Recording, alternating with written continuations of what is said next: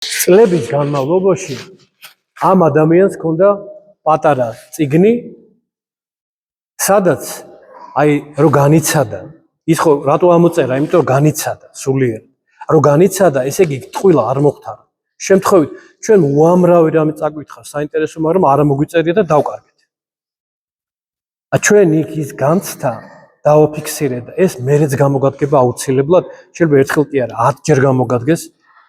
ამიტომ ესეთი საქმიანობა და ამას უწოდებენ შენ გექნება სახში შენი პატარა კიბე. გულისხმობ პატარა წიგნი, რომელიც დაგეხმარება ზეაყვანებაში, სულიერ ცხოვრებაში მოახვიდე ზემოთ.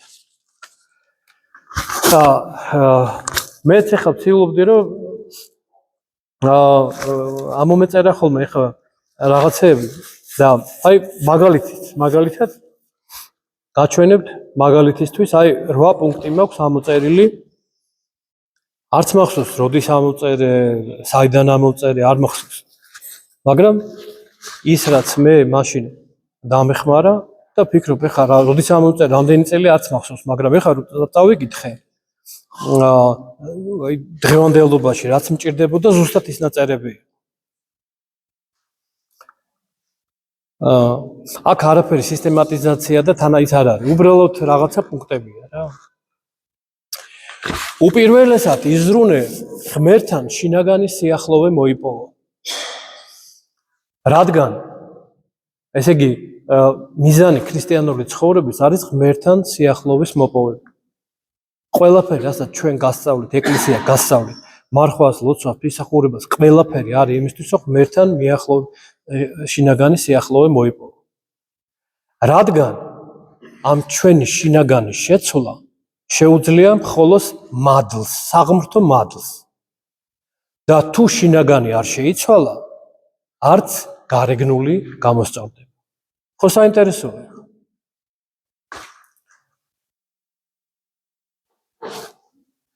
თუ ვინმეს ან რაიმეს გამოსწორება ეს ძალიან ცნობილი ის არის, მაგრამ ყოველდღე რო შეახსენოს ადამიანმა საკუთარ თავს, იმიტომ რომ მოყვას ასო პრობლემები აქვს.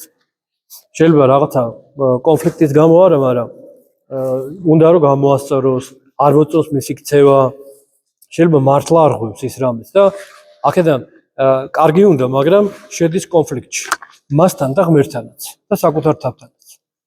და საქმე არაფერი არ გამოდის, არავინ არ სწორდება და თვითონ ინგრევა. ამიტომ ნახე გვეუბნებიან. თუ რაიმეს ან ვინმეს გამოსწორება გსურს უპირველესად საკუთავი თავის გამოსწორებაზე იზრუნე. და ხშირად მამები ამბობენ, რომ ეს ორი საუკუნეებრივი პრაქტიკაა, როცა არაფერი არ გამოდიოდაო და ანებებდნენ თავს, რომ საკუთარ თავიდან იწყებდნენო, შემდეგ ის საქმეები წესრიგდებოდაო, ნელ-ნელა. აუცნაური კანონია, სულიერი კანონი. ხშირად იმეორე ღვთის სახელი. ამის აუცილებელი საჭიროება გაგაჩნია, რადგან მრავალ ცოდვაში ხარ ჩაფლული. ცნეულება და განსაცდელი შენი მუდმივი თანამგზავრია. ასე არ წერს დავით მეფსალმონე, რა არის ცხოვრება კაცისა, შრომა და სალმობა.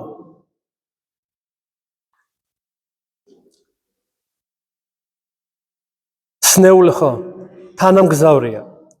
ყოველდღიური რუტინა, აი ყოველდღიური რუტინა, კი ცდილობს შენში ყველაფერი სულიერის განადგურებას. და ამიტომ ღვთის სახელის მოწოდება, ღმერთის ხსოვნის გახსენება, ლოცვა იესოს და სულიერებისკენ რაღაცა სწრაფვა ხელს უწყობს, რომ ამ რუტინაში არ ჩაეფლეს აი დააკვირდით საღამოს რომ მივდივართ ჩვენ სახლში. დილით ადამიანი როგორ სხვანაირად ლოცულობს, სხვანაირად კიდევ საღამოს არაფერი არ გვინდა რა. უმძიმესია საღამოს ლოცვა. იმიტომ რომ ამდენი ადამიანი შეხვდია, ამდენი საქმეები. მერე ინფორმაცია, ინტერნეტი და ეს ყველაფერი წოვს ადამიანიდან ყველანაირ სულიერს.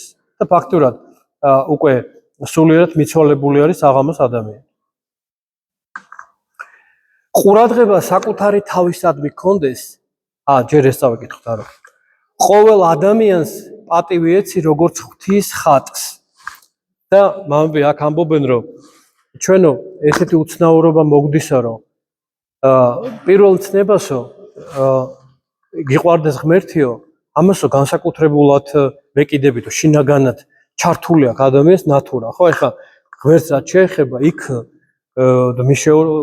აი დაამკაცრად იცავს ამას ხო შინაგანად ადამიანი ეშინია ფიქრობს მაგრამ აი მოყვასთან რომელზეც ამბობს მაცხოვარი რომ ამბობს რომ ისო არიო მსგავსი პირველი ცნებისაო ეს ნატურა ჩართული არის მოყვასი შეიძლება შეურაცხო შეიძლება განიკითხო შეიძლება უყურადღებო მიექცე შეიძლება საერთოდ არადვიანთან ჩააგდო შეიძლება რა ვიცი რაც რა გინდა გაუკეთო და გონია რომ არაფერი მაგრამ როგორც ის ერთი იწვევს მეტაფიზიკურ წდიაჩი ჩათვლას ადამიანის აი დაცემული ადამიანის ცხოვრება არის მეტაფიზიკური წდიადი დემონის საცხოვრებელი აი ესე იწევს აი მეორე მცნების დარღვევა მოყვასის ამიტომ ნახეთ რას გვეუბნება ეს мама რომ ყოველ ადამიანს პატივი ეცი როგორც ღვთის ხატს ნიშნულობა არ აქვს ვინაა იქ და იყავი მის წინაშე თამდაბალი ალერსიანი და მზრუნველი აი როგორ შეიძლება იყოს ხვანაირი ქრისტიანი მითხარით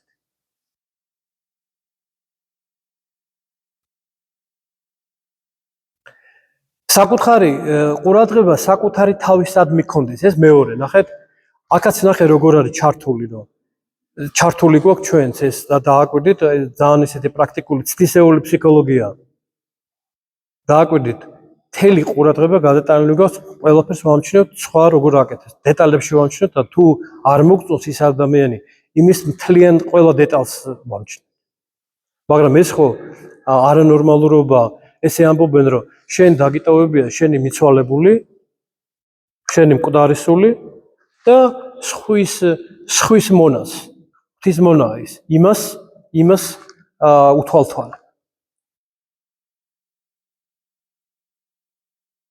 ესე იგი ყურადღება გქონდეს და არა მოყვასისადმი ნუ აკვირდები აქედან უნდა დაიწყო ნახეთ აი ნუ აკვირდები რა გინდა იმასთან შენ თავს მიხედავ საერთოდ დაანებე თავი მოწყდე თუ არ მოწყდები ამას თუ შენი ის მაინც დაზარებული ამბავია შენ კიდეც განეკითხავ კიდეც ყველაფერს ჩაიდე დღეს ჩვენ ესეთი უცნაური რამეს ამბობთ აღსარებაში უამრავი ჩვენ ვამბობთ ესე ვალამაზებთ ამას და ვამბობთ რომ ერთი იგივე მამა რაღაცა აი ვიჭორავე მაგრამ ჭორაობაში ნახეთ რამდენი რამეა განკითხვა სიძულვილი განსჯა და ღვთისგან განვარდა. წარმოიდგინეთ.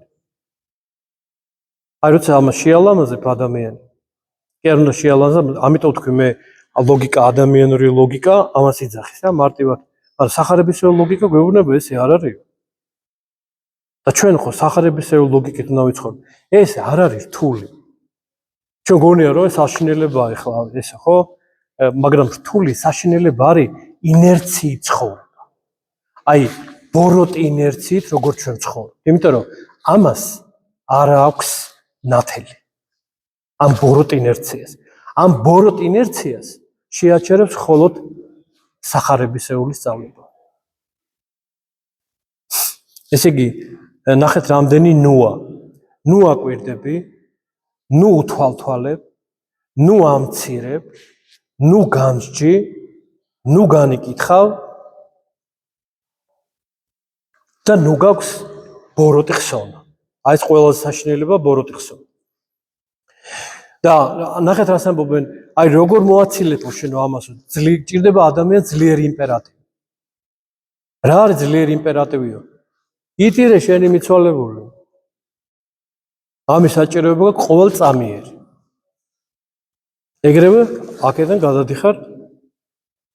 ეხლა ამას რო ორ კვირაში ერთხელ წაიკითხავ, ხო სხვანაირად იქნება, ხო ესეთი პატარა კრებულები რო ექნება ადამიანს და ხანდახან შეახსენებს. ხო სხვანაირი ჩამოუყალიბდება ადამიანს რა ფსიქოლოგია.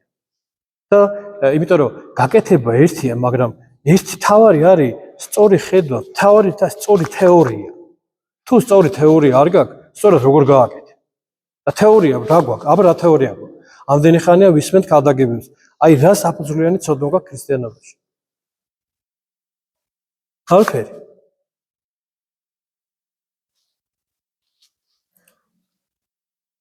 დიახ. ამაო და ფუჭი ლაპარაკი, აი ესეც, თქვა რაღაცა იმ ჭორაობაში ამასაც გულისხმობ, რომ რაღაცა ვილაპარაკეო, მაგრამ ნახეთ რა არის, როგორ უყურებს ამას წმინდა მამა ფუჭ და ამაო ლაპარაკს. ესო განგვძარცვავსო ჩვენ. მართლაც ნახეთ, რაც უფრო მეც ლაპარაკობს ადამიანი, ის უფრო იძარცვება სულიერად. და პირიქით, საუბარში თავდაჭერილობა ეს ყველაზე მეტად შემოკრებს მათს. ღმერთს შენთან მუდმივი საუბარი სურს. შენ კი დაკავებული ხარ სხვა რამით. ფუჭი და ამაო საუბრებით. ეხლა როცა დაკავებული ხარ აუცილებელი საქმეებით, გასაგებია მაშინც კი არ უნდა მოწყვიდო ღმერთს შენი შინაგანი სამყარო. მაშინც კი. ამის უნარი მოგცა ღმერთმა. მუდმივად გააღვიძე შენში ღვთის იმედი. ნახე ესეც რა მნიშვნელოვანია, რამდენი პრობლემა, რამდენი ნერვიულობა გვაქვს ჩვენ ყოველდღიურად. არომ მთელი ცხოვრების მანძილზე. გააღვიძე მუდმივად შენში ღვთის იმედი, იმიტომ რომ ღმერთი არასდროს არ გტოვებს შენ, არასდროს. და ყველა გარემოებაში თქვი, ღმერთს რომ არ უნდოდეს, ეს არ მოხდებოდა. კურთხეულას სახელი უფლისა, ამიერიდან და უკუნისამდე. ეს ადამიანმა უნდა დაიზეპიროს, აი ეს ბოლო ფრაზები და შეეცადოს რომ მთელი ცხოვრება, იმიტომ იმდენად აუცილებელი რამეა. და ბოლო ალექსანდრე მაკედონელის ამბავს მოგყვებით, ეს არ არის პატერიკი და ეს არ მომიწერია, მაგრამ უბრალოდ კარგი სიბრძნეა ესეც. ერთხელ ბრძოლაში ალექსანდრემ დაინახა, რომ მისი მებრძოლი, თანამებრძოლი ლაჩრობა შეეშინდა მოკლედ რა ბრძოლაში, რომელსაც ერქვა ალექსანდრე. ბრძოლის მერე ნახა, აი ეს ალექსანდრე უთხრა, შენო ალექსანდრეო, ანუ გამოსწორდებიო და ვაშკაცურად იბრძვიო, დაიწყებ ბრძოლას. ან სახელი შეიცვალე. ხოდა ეს ქრისტიანებისთვის რა მორალია? ქრისტიანებისთვის მორალია, რომ ან გავხდებით, უნდა გავხდეთ ქრისტეს მიმდევრები და მოსწავლეები, ან სახელი უნდა შევიცვალოთ.